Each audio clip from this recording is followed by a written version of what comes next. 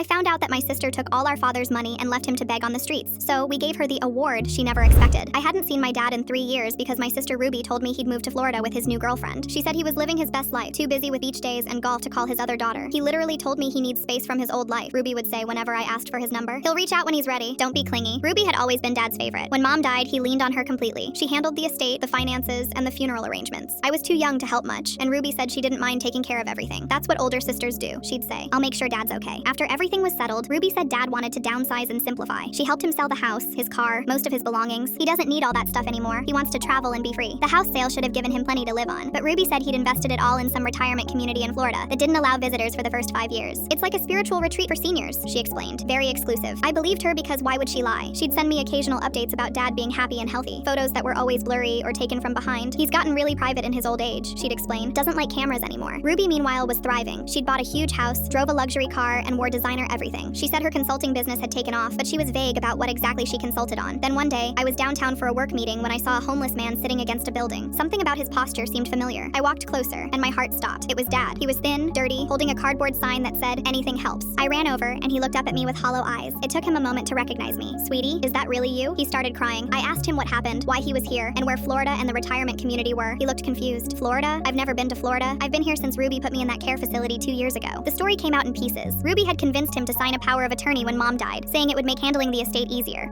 Then she'd sold everything he owned and put him in the cheapest care facility she could find. When his money ran out after 6 months, the facility kicked him out. He'd been on the streets for over a year. Ruby said she'd handle everything. She said the house sale would cover my care forever, he said, but they told me there was no more money. Ruby stopped answering when they called her. I took Dad to my apartment immediately, fed him, got him cleaned up, gave him a bed. Then I started digging into what Ruby had done. The house had sold for $800,000. Dad's retirement accounts had been worth another $400,000. His car, belongings, Mom's jewelry, and everything together were close to $2 million.